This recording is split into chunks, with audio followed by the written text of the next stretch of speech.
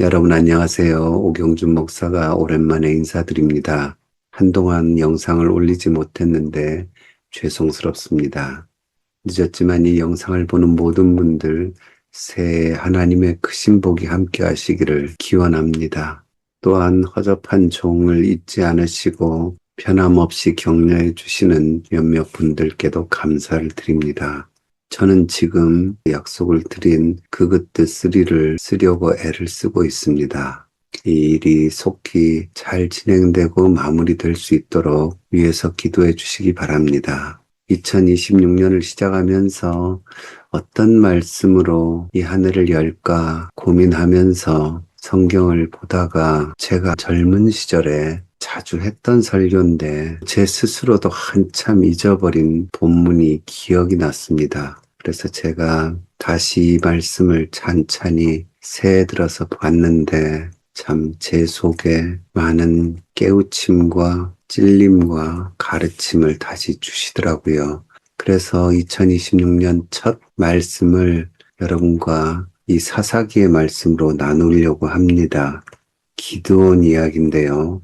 사사기 6장 11절에 여호와의 사자가 아비에셀 사람 요아스에게 속한 오브라에 이르러 상수리 나무 아래 앉으니라.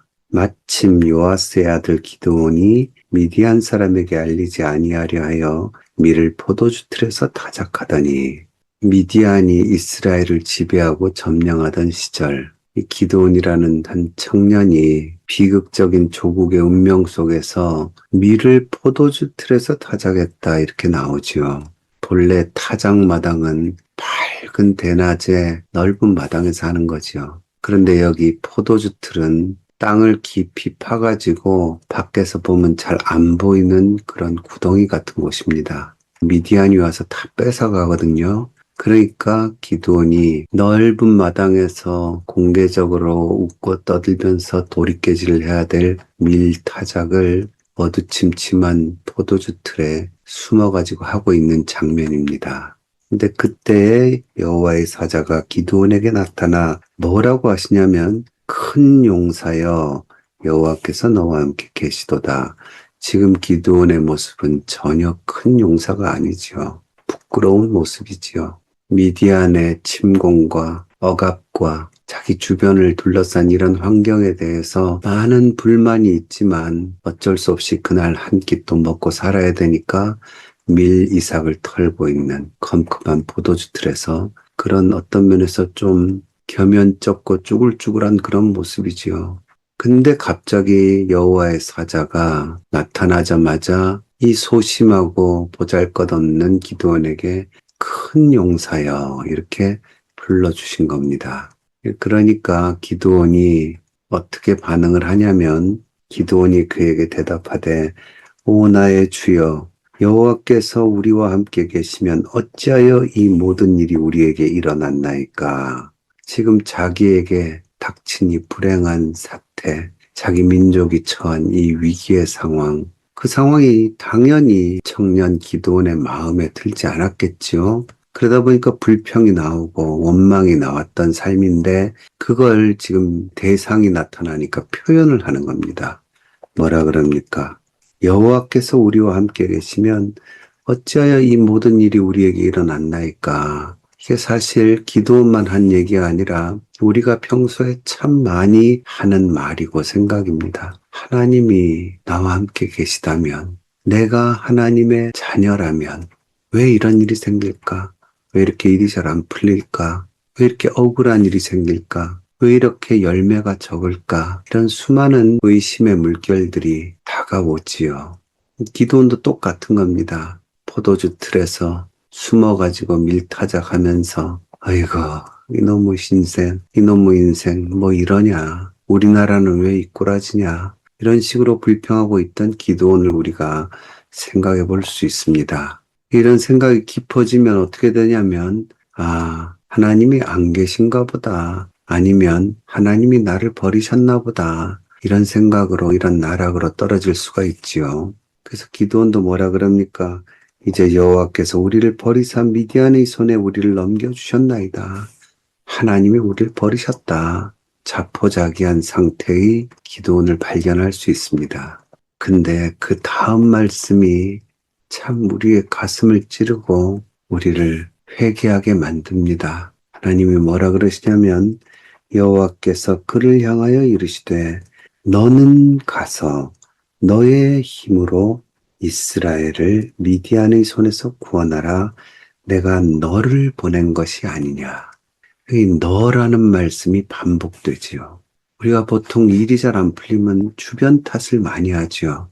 쟤 때문에, 걔 때문에, 이 사건 때문에, 저 일 때문에 이런 여러 가지 핑계들로 살아갈 때가 많이 있습니다. 그런데 보통 문제의 원인은 나 자신에게 있죠. 지금 현재 미디안이 이스라엘을 괴롭힐 때에 그들을 쫓아낼 손이 하나가 있어야 되는데 지금 기드온은 그 도움의 손길이 없다고 불평불만하는데 네가 그 손이 왜 되지 않느냐. 지금 하나님께서 그렇게 말씀하시는 겁니다. 그래서 너가 가서 너의 힘으로 일어나 봐라. 그러면 뭐라 그러십니까? 내가 너를 보냈으니 내가 너와 함께 하겠다. 이게 하나님이 기드온에게 주신 말씀이고 그래서 우리가 잘 아는 기드온과 300용사의 역사가 일어났죠.